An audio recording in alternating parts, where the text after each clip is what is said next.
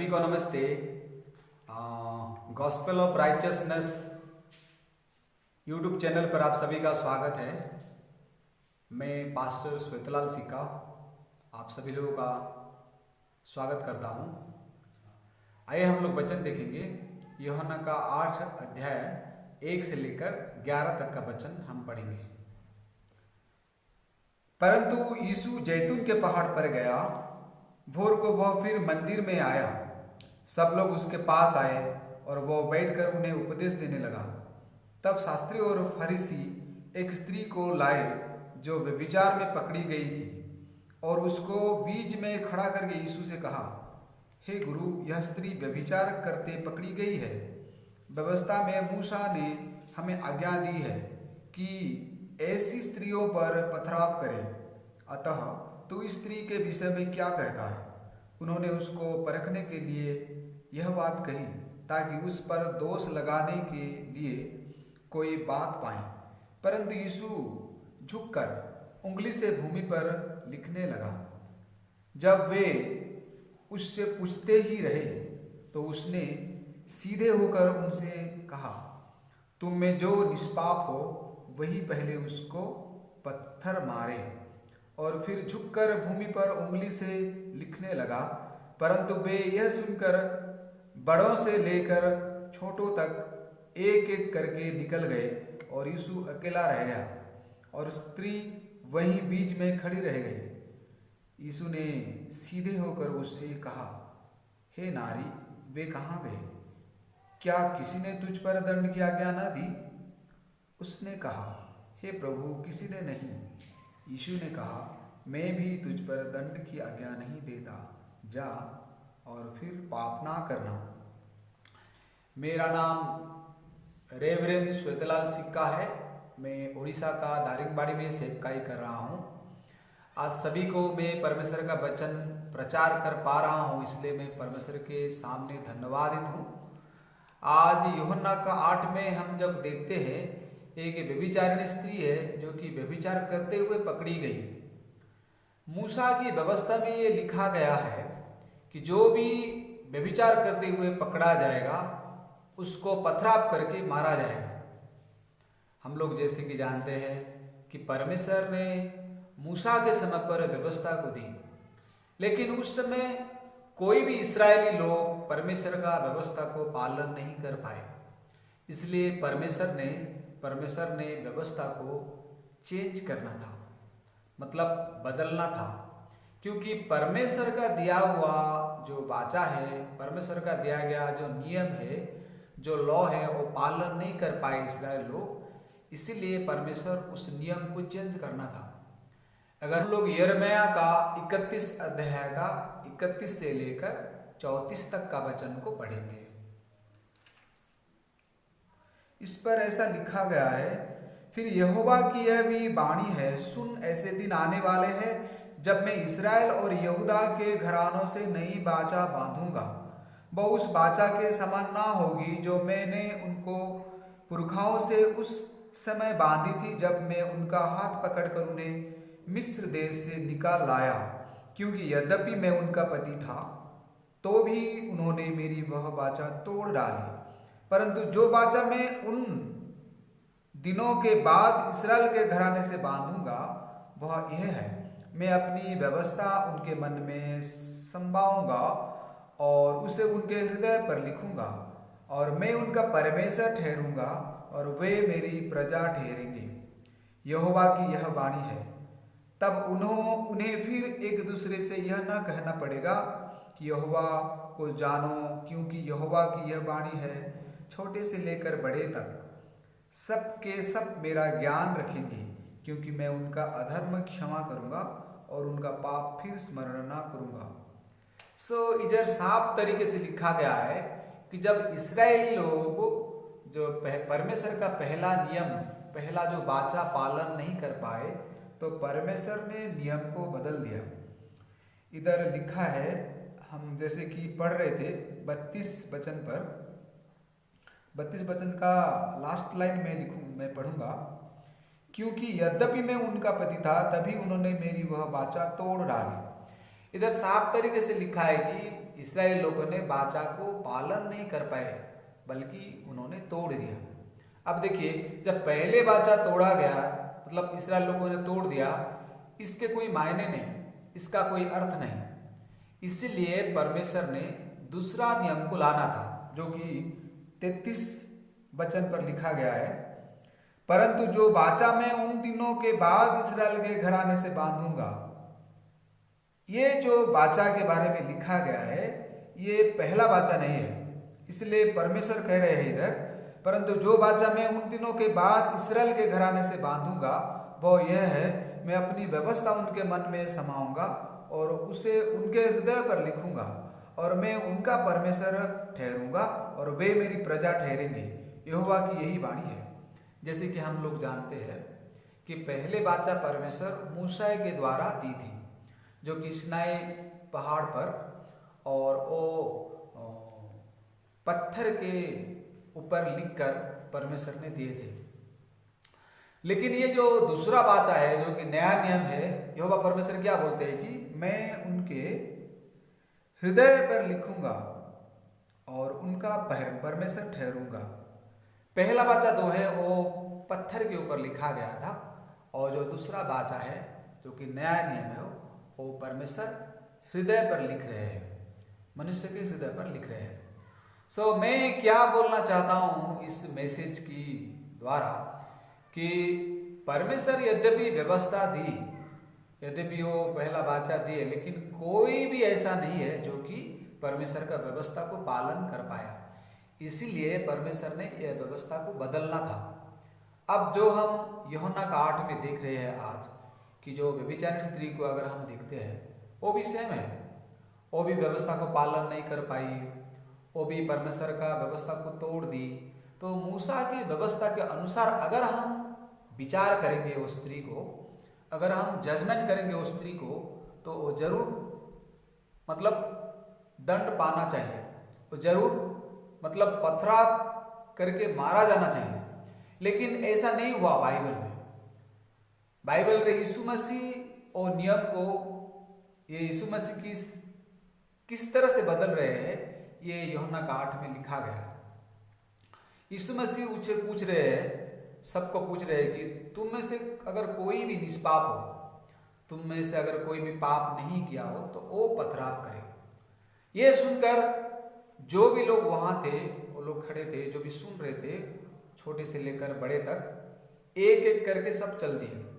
इसका मतलब क्या है कि ऐसा कोई भी इंसान नहीं है जो कि निष्पाप हो। आमीन। ऐसा कोई भी इंसान नहीं है जिनके पास पाप ना हो। आदम के द्वारा हम सभी लोग इस दुनिया पर आए। आदम पहला मनुष्य है जो कि यहोवा परमेश्वर ने बनाया था। लेकिन उत्पत्ति का 3 अध्याय में जब पाप प्रवेश किया, तब सारे मनुष्य परमेश्वर से अलग हो गए, और इसी तरह हम सब लोग पाप किए। तो बाइबल के रोमियो में भी लिखा गया है, रोमी का अगर 5 का 12 आप पढ़ेंगे, तो एक मनुष्य के द्वारा जगत में पाप आई, ऐसा लिखा गया है। मैं पढ़ना चाहूंगा रोमियो का 5 का 12 वचन हम पढ़ेंगे। इधर इस प्रकार लिखा गया है, इसलिए जैसा एक मनुष्य के द्वारा पाप जगत में आया और पाप के द्वारा मृत्यु आई, और इस रीति से मृत्यु सब मनुष्य में फैल गया क्योंकि सब ने पाप किया। तो ये वचन दर्शाता है, ये वचन मतलब दिखाता है कि कैसे पाप प्रवेश किया और कैसे मृत्यु सभी के पास आई। इसका मतलब हम सभी लोग जो भी आदम के द्वारा इस दुनिया में जन्मे हैं, सभी लोग पाप के अंदर ही है, और सभी में पाप है। केवल पाप नहीं, मृत्यु भी है। इसलिए परमेश्वर जो पहला वाचा दिया था, जो पहला वचन दिया था, ऐसा कोई भी इंसान नहीं है जो कि पालन कर पाया। इसलिए परमेश्वर ने इस नियम को बदलना था, इस वाचा को चेंज करना था। इसलिए यीशु मसीह आया। अगर हम लोग व्यवस्था पालन करके, अच्छे काम करके, भले काम करके अगर स्वर्ग को जाते, हमारा पाप का समाधान कर पाते, तो हमें यीशु मसीह का कोई ज़रूरत नहीं। लेकिन जब हम वचन में देख रहे हैं, हम बाइबल में देख रहे हैं कि यीशु मसीह क्यों आए, यीशु मसीह इस जगत को आए थे जगत के लोग के पाप को क्षमा करने के लिए, क्योंकि हम लोग नियम को पालन नहीं कर पाए, हम लोग परमेश्वर का वचन को नहीं पालन कर पाए, तोड़ दिए। इसीलिए यहोवा परमेश्वर ने हमारे लिए यीशु मसीह को इस दुनिया पर भेजा। आज से 2000 साल पहले यीशु मसीह ने इस दुनिया पर आए और अपना लहू बहाकर क्रूस पर चढ़कर हमारे सभी पाप को धुल दिए, हमारे सभी पाप को धो दिए। इसलिए अगर हम देखते हैं यूहन्ना का 19 का 30 वचन,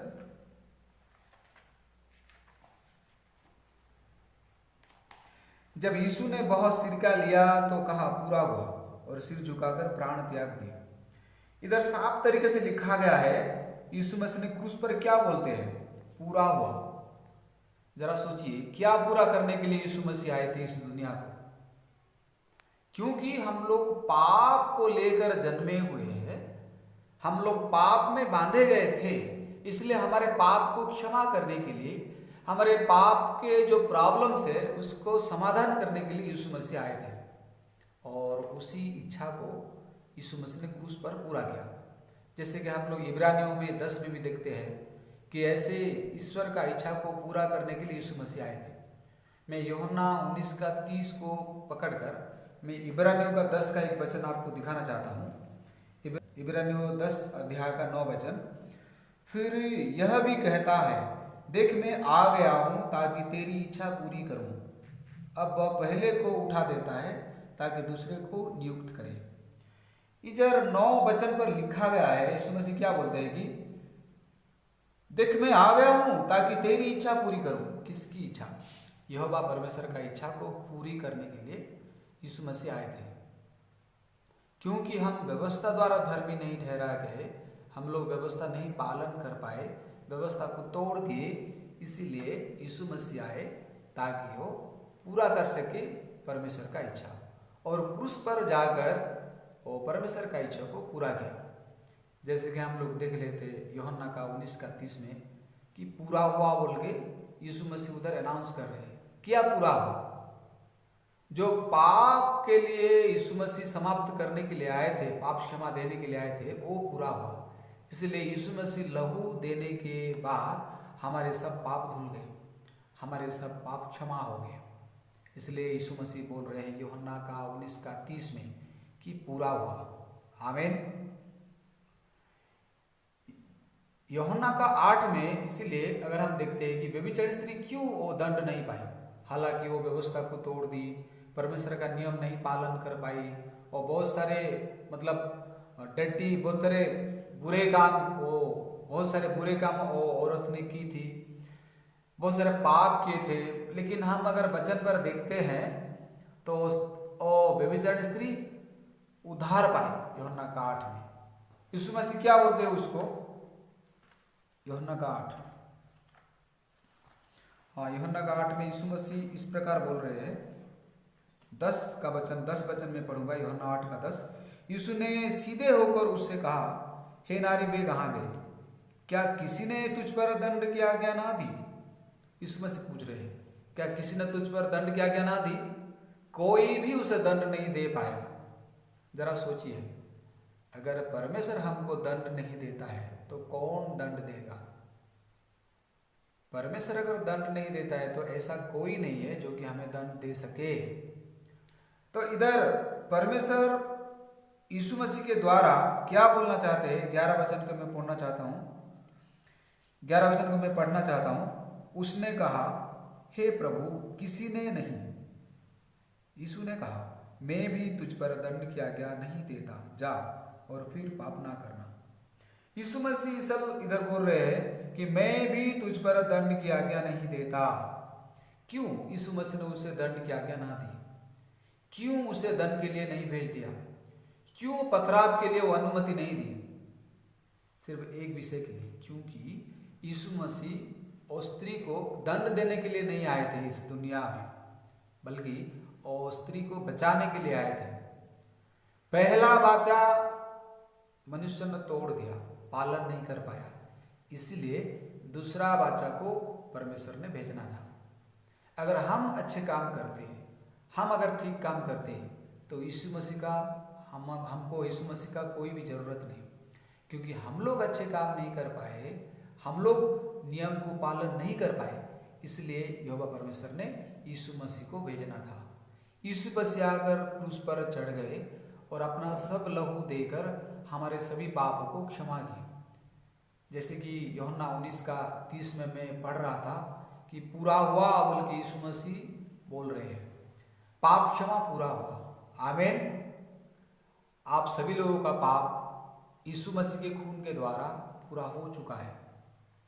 यीशु मसीह को क्रूस पर चढ़ाने के द्वारा हमारे सभी पाप का समस्या समाधान हो चुका है। व्यभिचारी स्त्री अगर पहले वाचा के द्वारा जजमेंट किया जाता उसको, तो जरूर पथरा के द्वारा मतलब मर जाती, लेकिन उसको पथराव नहीं किया गया। हालांकि वो व्यवस्था को तोड़ दी थी, हालांकि वो मतलब परमेश्वर का नियम को तोड़ दिया था, लेकिन यीशु मसीह ने उसे बोला मैं भी तुझे दंड की आज्ञा नहीं देता हूं। क्यों? क्योंकि यीशु मसीह ने उस स्त्री का दंड के लिए भी क्रूस पर चढ़ा था। आमीन। आज अगर हम और आप परमेश्वर के सामने खड़े हो रहे हैं तो परमेश्वर क्या हमसे उम्मीद रखते हैं, क्या देखना चाहते हैं? बहुत सारे लोग, मैं अगर अच्छे से प्रेयर करूं तो परमेश्वर मुझे आशीष देंगे, मैं अगर बहुत दान करूंगा तो परमेश्वर मुझे आशीष देंगे, अगर मैं फास्टिंग करूंगा तो परमेश्वर मुझे आशीष देंगे। मैं नहीं कहता हूं आप लोग फास्टिंग ना करो, आप लोग प्रेयर ना करो और आप लोग सारे अच्छा काम भी ना करो, लेकिन परमेश्वर क्या चाहते हैं हमसे? परमेश्वर क्या देखना चाहते हैं हमारा मन में, कि हम लोग यीशु मसीह का वचन को रिसीव कर रहे हैं या नहीं। अगर व्यभिचारिणी स्त्री जो कि व्यभिचार के द्वारा पकड़ी गई थी, अगर ये स्त्री अगर अच्छे काम करके, ठीक काम करके अगर धर्मी ठहराई जाती तो मुझे नहीं लगता यीशु मसीह का उसको कोई भी जरूरत था। लेकिन बाइबल में हम देखते हैं यूहन्ना 8 में, क्योंकि वो व्यभिचारिणी स्त्री व्यवस्था का पालन नहीं कर पाई, नियम का पालन नहीं कर पाई, वो तोड़ दी और वो नर्क को जाने वाली थी, लेकिन यीशु मसीह आए और यीशु मसीह ने उसका सभी पाप को धो दिया। यीशु मसीह उसका पाप को क्षमा की। जरा सोचिए, ये केवल यूहन्ना 8 का व्यभिचारिणी स्त्री के बारे में नहीं, हम सभी के बारे में भी लिखा गया है। ये 11 वचन हम सभी के लिए यीशु मसीह बोल रहे हैं, मैं भी तुझ पर दंड की आज्ञा नहीं देता, मैं भी तुझ पर दंड की आज्ञा नहीं देता। आज हमें यीशु मसीह कभी भी दंड नहीं दे रहे हैं, बल्कि विश्वास दे रहे हैं कि हमारे पाप सब धुल गया, हमारा पाप सब क्षमा हो गया। आमीन। मैं आशा करता हूँ आप लोग ये यूहन्ना 8 का वचन सुनकर बहुत सारे आशीष पाए, परमेश्वर का अनुग्रह को पाए। मैं इतना कहूँगा, बहुत बहुत धन्यवाद सभी को, नमस्ते। और मैं ये और एक बात बोलना चाहूँगा, ये YouTube चैनल पर मेरा पहला वीडियो है।